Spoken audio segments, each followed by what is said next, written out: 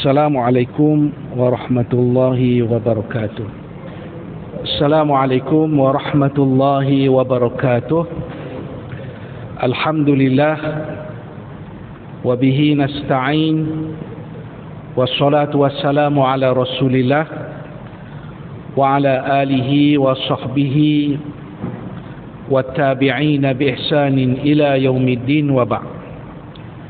Sidang jemaah yang dimuliakan oleh Allah Subhanahu wa taala, marilah kita sama-sama memerhatikan firman Allah Subhanahu wa taala yang kita petik daripada ayat yang ke-165 daripada surah Al-Baqarah. Allah Subhanahu wa taala berfirman, A'udzu billahi minasy syaithanir rajim. Bismillahirrahmanirrahim. Wa minan nasi man yattakhidhu min dunillahi andada yuhibbunahum ka hubbillah walladzina amanu ashaddu hubban lillah walau yara alladhina zalamu idh yarawna al'adab anna al-quwwata lillahi jami'a wa anna allaha syadidul azab. Maksudnya, di antara manusia yang mengambil selain dari Allah untuk menjadi sekutu-sekutu Allah, mereka mencintainya, yakni memuja dan mentaatinya sebagaimana mereka mencintai Allah. Sedang orang-orang yang beriman itu lebih cinta, lebih taat kepada Allah.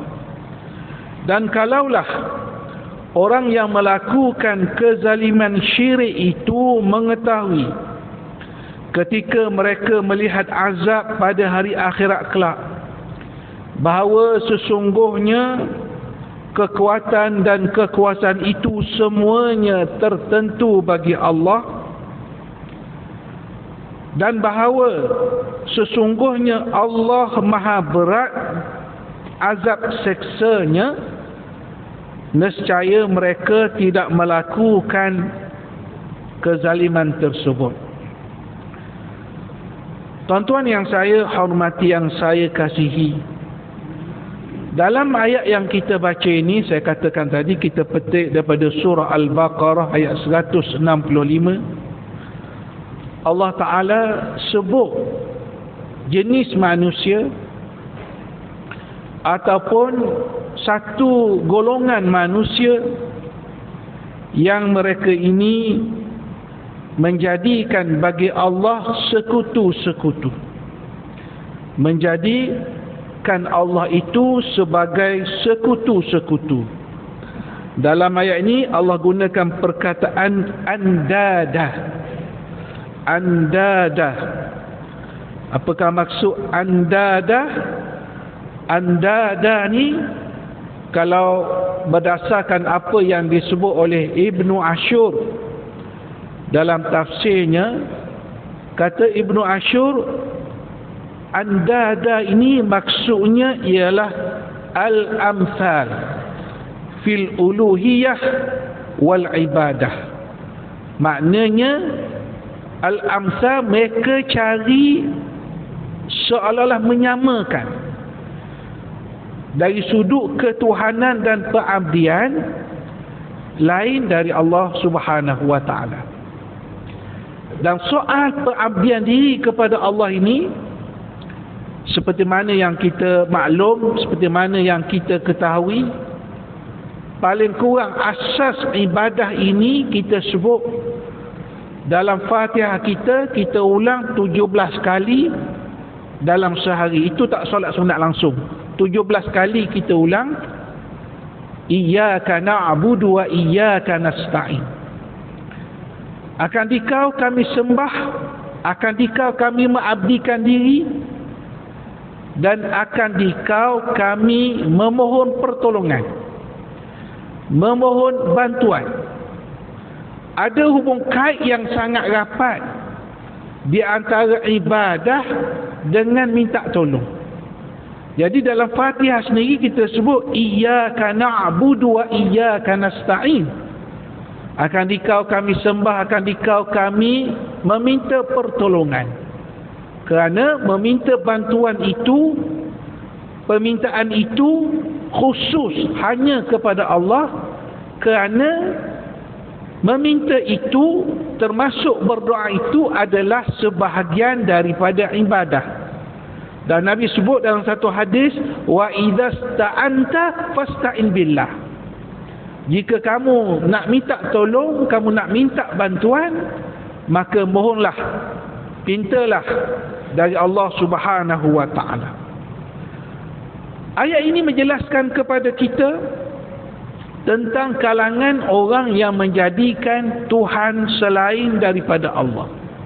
Ya, Allah itu mereka sebut tentang mereka juga mengabdikan diri kepada Allah, tapi ada sekutu-sekutu bagi Allah.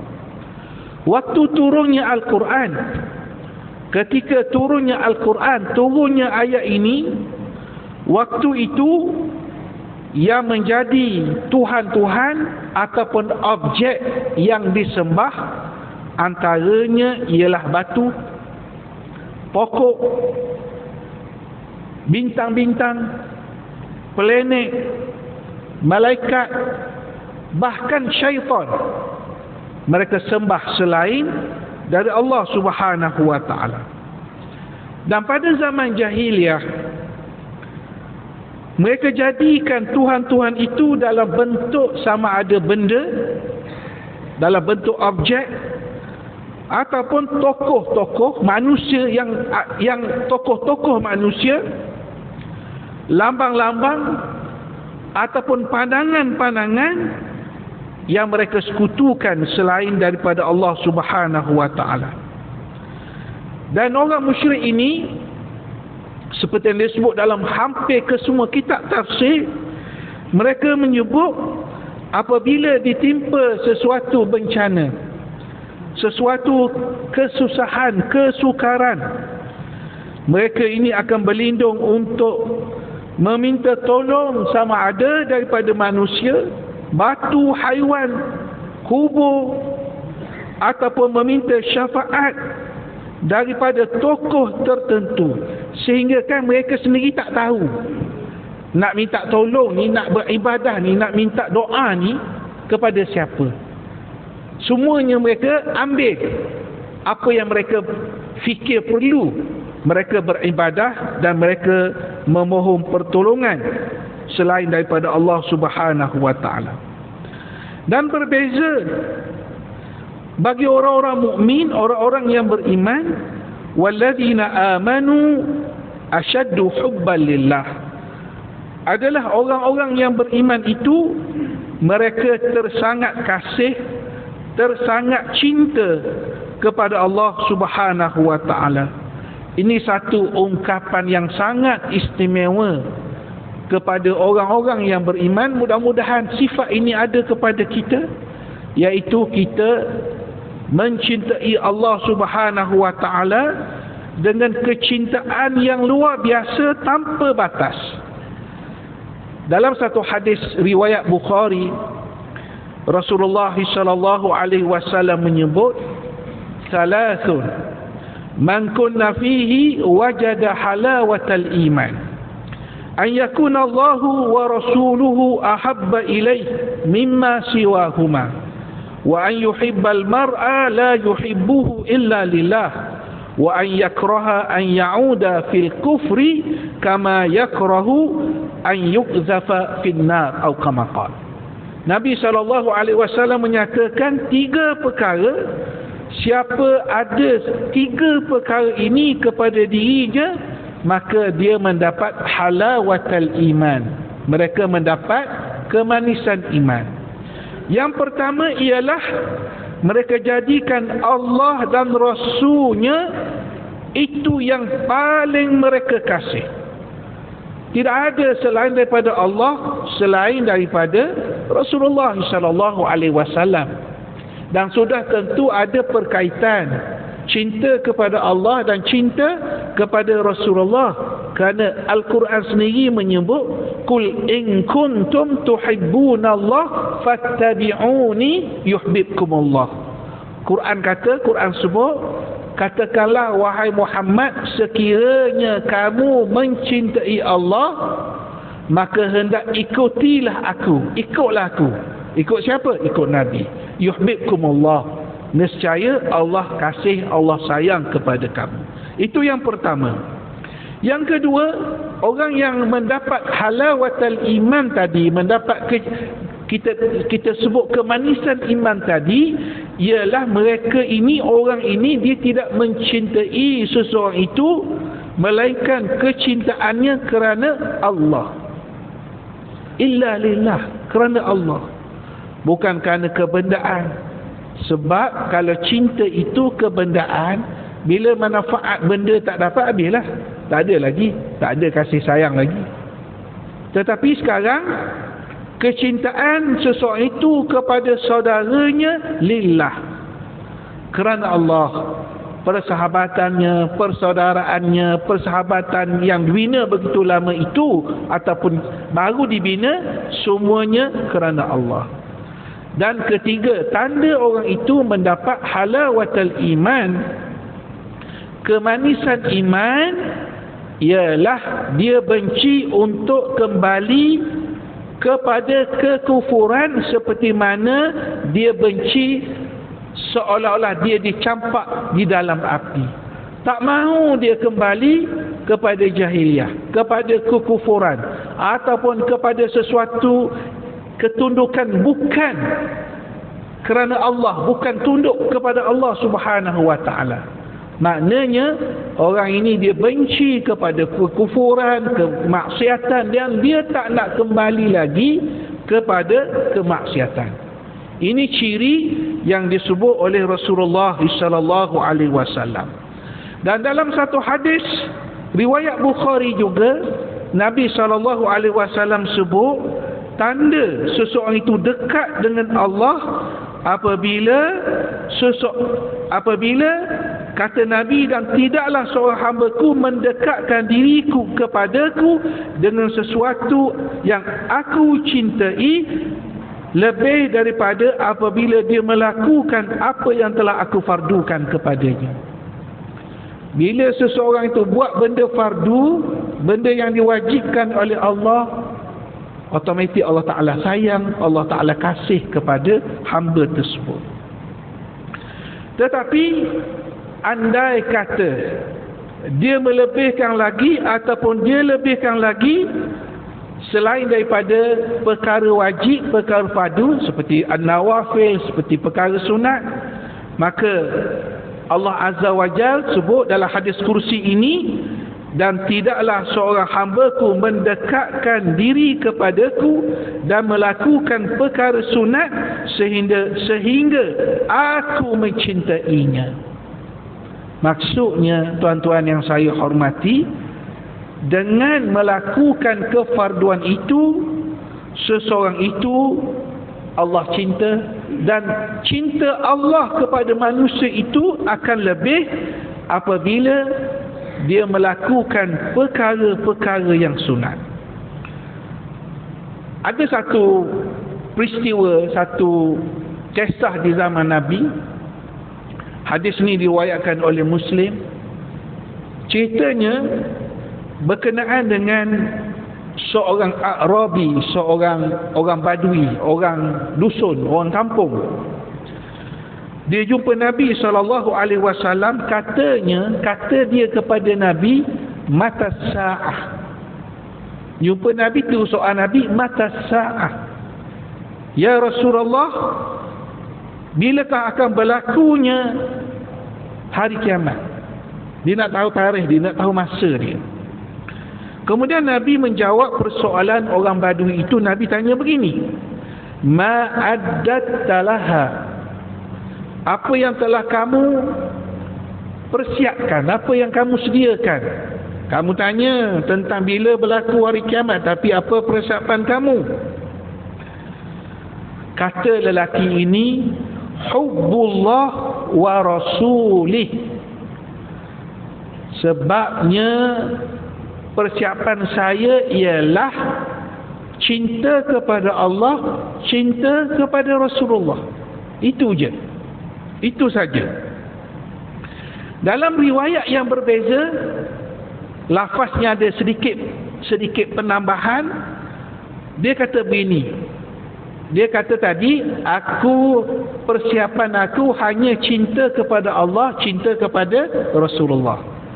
Dalam riwayat yang berbeza, dia tambah lagi, dia kata ma'addatu laha min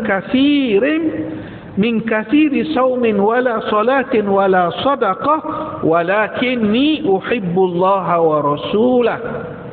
Kata lelaki Badui ini, ya Rasulullah, aku tak persiapkannya untuk bertemu hari kiamat ini daripada puasa yang banyak, solat yang banyak, sedekah yang banyak. Maksudnya dia tak buat benda-benda sunat ni banyak. Dia fokus kepada yang fardu. Mungkin dia buat yang sunat tetapi tak banyak. Itu maksudnya. Jawab Nabi. Tapi dia kata walakinni uhibbullaha wa rasulah. Tapi aku ni pastinya aku ini sangat mencintai Allah dan mencintai Rasulnya sallallahu alaihi wasallam. Apa jawab Nabi? Apa jawab Nabi? Jawab Nabi, anta ma'a man ahbabta. Kamu akan bersama dengan siapa yang kamu kasih, siapa yang kamu cinta. Maksudnya, kalau kecintaan kamu itu kepada Allah, Allah akan bersama-sama dengan kamu. Allah akan tempatkan kamu di tempat yang terbaik. Kalau cinta kamu itu benar-benar kepada Rasulullah, maka kamu akan bersama dengan Rasulullah sallallahu alaihi wasallam. Yang menariknya di sini ialah lelaki Arabi ini, orang Badui ini, dia jujur. Dia jujur. Dia tak reka-reka. Dia tak kata, ya Rasulullah, saya ni banyak semayang, saya banyak puasa, ataupun saya memang sekarang tak apa, tapi saya akan banyakkan lepas. Tak ada. Dia cakap terus terang. Dia cakap terus terang. Dia kata amal-amal sunat ni tak banyak, yang wajib tu buat, yang fardu tu buat, tapi kecintaan kepada Allah, kecintaan kepada Rasulullah itu di dalam hati. Ini juga nak menggambarkan tuan-tuan, yang dalam amalan kita memang kita kena pastikan kita kena buat, laksanakan yang fardu. Ini tidak ada perbincangan lagi.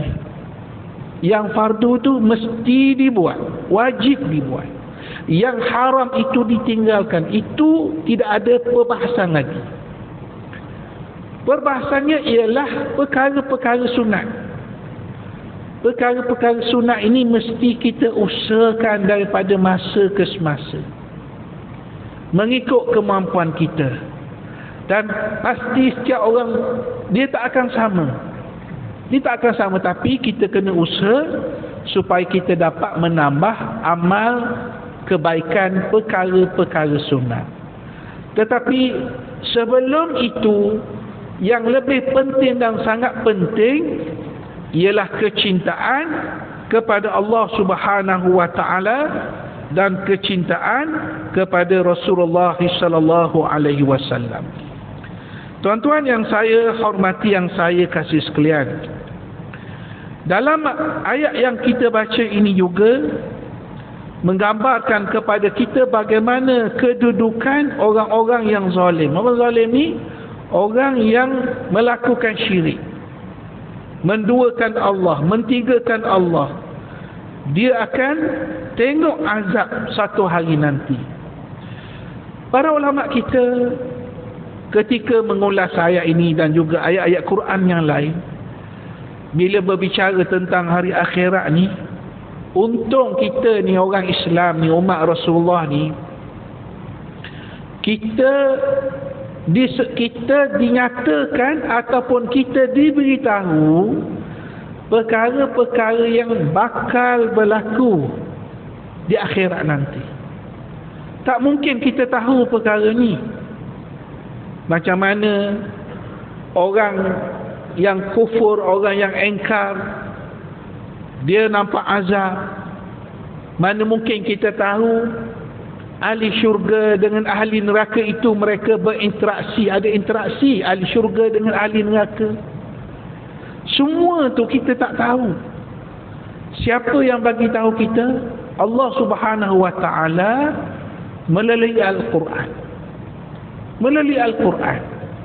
Maksudnya Al-Quran ini antara bentuk mukjizatnya ialah Allah menyatakan sesuatu yang bakal berlaku. Kalau manusia biasa beritahu, mungkin betul, mungkin tak betul lah. Tetapi yang ni pasti datang daripada Allah Subhanahu wa taala, perkara-perkara yang berlaku di akhirat supaya menjadi satu bentuk pedoman kepada kita.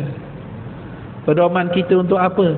Maknanya kita dah baca banyak ayat, ratus ayat, mungkin ribuan ayat berkenaan syurga, neraka, hari akhir dan sebagainya. Ia akan mendekatkan kepada kita bahawa sebenarnya umur kita yang panjang ataupun kehidupan kita yang kekal abadi bukan di sini. Bukan di sini, tuan-tuan. Di sini hanyalah sementara. Ya, mungkin kita hidup 40 tahun, 50 tahun, 60 tahun, 70 tahun, 80 tahun. Ya, mungkin sampai 90 tahun. Dan ada sampai 100 tahun, walaupun jarang-jarang. Kita ambil mudahlah 100 tahun. Kita hidup dunia 100 tahun. Kita hidup di akhirat tanpa masa, tidak ada haknya sampai bila-bila. Jadi alangkah rugi dan sangat rugi kalau kita tak manfaatkan waktu hidup kita ini untuk melakukan ketaatan, kepatuhan kepada Allah Subhanahu wa taala sebagaimana Allah gambarkan orang-orang zalim yang waktu hidup di dunia ini mereka melakukan kerja-kerja syirik. Kerja-kerja syirik. Mereka melakukan syirik. Sebagai contoh, mereka ananya orang, mereka tipu manusia, mereka melakukan perkara-perkara yang tidak sepatutnya mereka lakukan dalam kehidupan mereka sebagai hamba Allah Subhanahu wa taala. Pada ketika itu mereka lihat annal quwwata lillahi jami'an. Kekuatan sebenar hanya milik Allah Subhanahu wa taala. Yang menjadi Tuhan yang menentukan kedudukan manusia ketika itu ialah Allah Subhanahu wa taala. Tuan-tuan yang saya hormati, yang saya kasih sekalian, kita mudah-mudahan seperti yang saya katakan tadi, kita meletakkan cinta kita hanya kepada Allah Subhanahu wa taala seperti mana yang disebut oleh Al-Imam Al-Ghazali, seorang tokoh yang kita hormati, yang kita baca bukunya, kitab yang antaranya Ihya Ulumuddin. Kata Imam Ghazali, "I'lam anna as'adan nas wa ahsanahum halan fil akhirah aqwahum hubban lillahi ta'ala."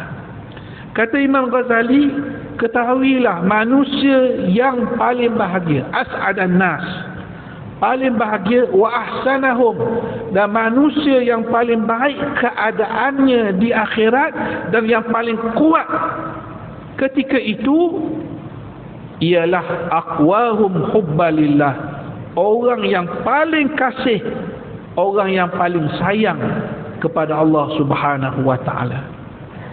Jadi kita nak mengambil istifadah daripada ayat yang kita baca ini untuk kita sentiasa bermuhasabah, menilai diri kita supaya pengabdian diri kita mutlak hanya kepada Allah Subhanahu wa taala. Jangan direka-reka, terpengaruh dengan pandangan-pandangan yang pelik-pelik yang boleh meletakkan objek-objek tertentu yang boleh mengelirukan kita. Kerana pengabdian minta tolong ni adalah dua perkara yang sangat teras. Benda yang paling penting, benda yang sangat utama yang jelas seperti terangnya matahari. Tidak ada benda yang terselindung. Agama ni, tauhid ni, dia bukan benda yang payah. Bukan benda yang bila belajar tu lagi keliru. Itu tak betul. Macam mana sepatutnya bila kita belajar, kita semakin jelas. Dan kita tak faham kalau orang kata dia dah belajar tauhid, tapi selepas belajar lagi keliru. Itu tak betul. Sepatutnya bila belajar semakin jelas, semakin terang, semakin nampak keindahan agama, keindahan Islam, keindahan apabila kita berpegang teguh dengan agama Allah Subhanahu wa taala.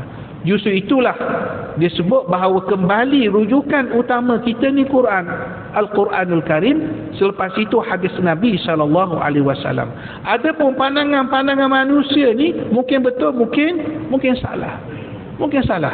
Sebab itu Imam Malik ribuan tahun dulu dia pernah sebut, dia kata setiap perkataan manusia boleh ditolak, boleh diterima. Siapa kata ni? Imam Malik. Perkataan manusia, ceramah manusia, siapa saja yang manusia boleh kita terima, boleh kita tolak, melainkan sahibal hadzal maqam, melainkan yang kita mesti terima 100% ialah pemilik maqam ini. Siapa? Iaitu Rasulullah sallallahu alaihi wasallam. Dan sudah tentu kita nak menjadikan Al-Quran ini sebagai pegangan kita, asas yang penting kepada kita. Kita tak nak terlibat dengan pandangan-pandangan yang mengelirukan, yang menyusahkan kita. Kerana seperti yang kita katakan, Islam itu suatu yang jelas. Islam itu bukan perkara yang susah, perkara yang payah difahami. Islam itu benda yang mudah, benda yang sudah diperjelaskan oleh Rasulullah sallallahu alaihi wasallam. Kesimpulannya, tuan-tuan, daripada ayat yang kita baca pada hari ini, surah Al-Baqarah ayat 165, iaitu kecintaan mutlak kita hanya kepada Allah. Dan kita dalam hidup ini, kita sentiasa berusaha untuk meraih cinta kepada Allah Subhanahu wa taala. Betul, al-iman yazidu wa yanqus. Betul, kita faham iman itu dia boleh bertambah, dia boleh berkurang. Iman kita sebagai manusia biasa ni, tetapi pada masa yang sama kita kena gunakan ruang-ruang yang ada dalam hidup kita ini untuk mendekatkan diri kita kepada Allah Subhanahu wa taala, meningkatkan ketakwaan kita dan sentiasa tajdidut taubah. Kita sentiasa perbaharui taubat kita, baharukan taubat kita, mohon keampunan kepada Allah Subhanahu wa taala. Mudah-mudahan kehidupan kita semua akan diradai dan diletakkan semua amalan baik kita sebagai amalan solihah, amalan yang soleh. Tuan-tuan yang saya hormati, yang saya kasihi, sekadar itu dulu pertemuan kita dalam Tazkirah Jumaat pada hari ini. Mudah-mudahan Allah Subhanahu wa taala berkati kehidupan kita semua. Allah taala tunjukkan kita jalan yang lurus dan kefahaman yang jelas kepada agama kita ini. Sekadar itu, aku qouli hadza wa astaghfirullahal azim li wa lakum. Wassalamu alaikum warahmatullahi wabarakatuh.